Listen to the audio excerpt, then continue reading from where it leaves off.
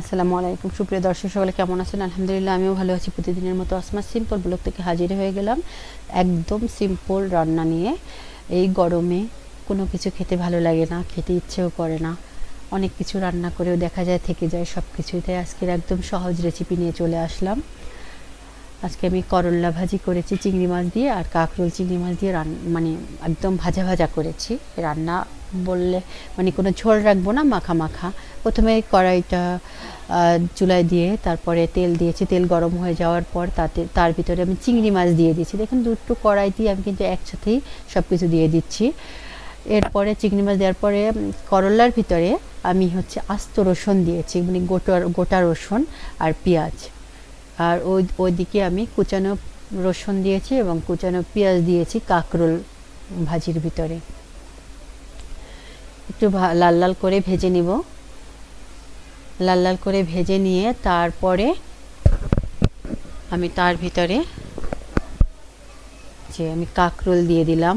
কাঁকরোলটা একটু ভাজা ভাজা করব ওই একসাথে, তারপরে আমি মশলা ব্যবহার করব। যে কাঁকরোলটা তেলের ভিতরে একটু হালকা ভাজা ভাজা হয়ে যায়, এই জন্য আমি আগে কাঁকরোলটা দিয়ে দিলাম।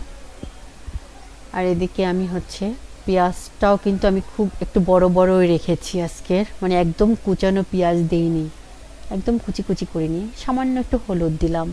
আসলে হলুদটা দেওয়ার কারণ হচ্ছে একটু কালার। আমি সবসময় করল্লা ভাজি করি, হলুদ ব্যবহার করি না, একটু সাদা সাদাই রাখি। আজকের একটু মনে হলো যে আমি একটু হলুদ দিই, একটু কালার আসুক। এবার কাঁচামরিচ দিয়ে দিলাম। এখন এই যে করল্লা, সাথে অল্প আলু দিয়েছি আর লবণ দিয়েছিলাম। ওদিকে আমার কাঁকরোলটা আমি যে তেলের ভিতরে দিয়েছি একটু নেড়ে চেড়ে নিচ্ছি। করল্লা ঢেকে দিলাম। আর কাঁকরোলের ভিতরে আমি এবার লবণ দিয়ে দিলাম। আসলে গরমের প্রচণ্ড গরম, কোনো কিছুই যেন আর সহ্য হয় না। একটু এইটুক সবজি রান্না করেছি, তাও থেকে গেছে। এভাবেই হয়, আসলে কোনো কিছুই খেতে ভালো লাগে না, কিছুই খেতে ইচ্ছে করে না যেন। এই যে দেখুন, আমার কাঁকরোলটা মোটামুটি একটা মানে একটু সেদ্ধ সেদ্ধ ভাব চলে আসছে তেলের উপরে। এদিকে আমি এই যে একটু হলুদের গুঁড়ো দিয়ে দিলাম, যে ভালো করে নেড়ে নিচ্ছি। এরপরে আমি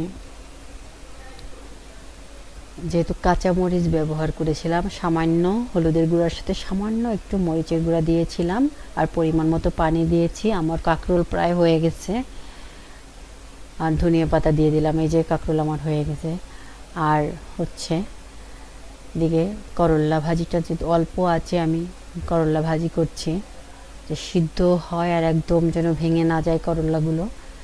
এভাবে রান্না করে নিচ্ছি। এখন কত সহজে এবং সুস্বাদু খাবার, এই ধরনের খাবার মাছ গোশ প্রতিদিনই খাওয়া যায় না আসলে, বিশেষ করে গরমে। তখন মনে হয় যে আমি এই ধরনের খাবার খেলে একটু তৃপ্তির সহিত খাবার খেতে পারি।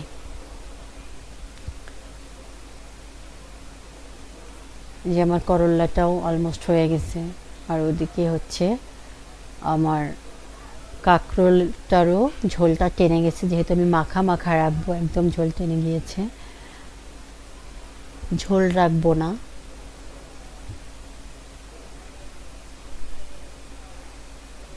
এভাবে রান্না করে খাবেন, দেখবেন সত্যিই ভালো লাগে। এই যে দেখুন, আমার হয়ে গেছে একদম। দুটো সবজি কিন্তু অনেক মজার হয়েছিল। সকলকে ভালোবাসা, ধন্যবাদ পাশে থাকার জন্য। আসসালামু আলাইকুম।